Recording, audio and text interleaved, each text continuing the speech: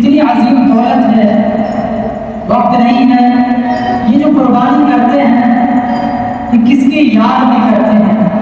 حضرات صحابہ کرام رضوان اللہ علیہم اجمعین اسی طرح اللہ کے پیغمبر کے محفل میں بیٹھے ہوئے تھے اور انہوں نے فرمایا ما هذه العزاء یا رسول اللہ، یہ جو قربانی ہے یہ کیا ہے، اس کی سنت ہے. اللہ کے پیغمبر نے فرمایا یہ سنت ابراہیم علیہ السلام، یہ تمہارے دادا حضرت ابراہیم علیہ السلام کی سنت ہے. لیکن یہ چھوٹا سا کوئی واقعہ نہیں ہے، کوئی کہانی نہیں ہے جس کو کہہ کر فوراً گزر جائیے، لیکن لمبا واقعہ ہے، لمبی تاریخ ہے. لیکن آج یہ سمجھ لیجیے کہ اس ابراہیم علیہ السلام کی یاد میں کتنے مسلمان ڈوبے ہوئے ہوتے ہیں. کیا ہم اگر مالدار ہیں تو کیا ہم قربانی کر رہے ہیں؟ کیا اس قربانی میں ہم خلوص کے ساتھ کر بھی رہے ہیں یا صرف دکھلاوا ہے؟ یا جب قربانی کے وجود کا حکم آتا ہے تو پھر ہم اپنی غریبی کی چادر اوڑھ کر دنیا والوں کو دکھانے لگتے ہیں کہ ہم تو غریب ہیں. اللہ کہتا ہے کہ تم مالدار ہو گئے ہو، اگر تمہارے پاس 52.5 تولہ چاندی یا 7.5 تولہ سونا یا اس کے بقدر کیش ہے یا ضروریات زندگی کے علاوہ اتنا مال ہے، آپ صاحب نصاب ہو گئے، یعنی شریعت کے نگاہ میں مالدار ہو گئے. قربانی کے جو ایام ہیں 3 دن، اس 3 دن کے اندر کسی ایک دن میں اگر آپ مالدار ہو گئے تو آپ کو قربانی واجب ہے. ہر حال میں آپ کو قربانی کرنا ہوگا.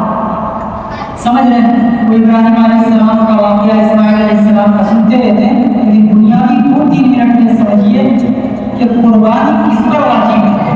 مثال کے طور پر میں 5 آدمی گھر میں کما رہا ہوں اور اتنا کما رہا ہوں کہ میں 52.5 تولہ چاندی کی قیمت اس وقت یعنی رمضان میں 52.5 تولہ چاندی کی قیمت 90,000 ہے. اس وقت قیمت اتنی ہی ہے کیونکہ چاندی کی جو قیمت تھی تولے کے حساب سے وہ 750 روپے تولہ تھا ایک سال پہلے. ابھی اس کی قیمت میں اتنا اضافہ ہوا، 2100 روپے سے 2500 کے درمیان چاندی کی قیمت ہے. اس کو 662 گرام چاندی کی قیمت اگر آپ سونار کے پاس جائیں گے اتنی مانیہ ہوگی اور ایسا اب وہ کیش ہو چاہے وہ ہے نا ضروریات زندگی کے علاوہ کوئی مال ہے نا جس کی قیمت اتنی بڑھ رہی ہے، آپ پر قربانی ہے.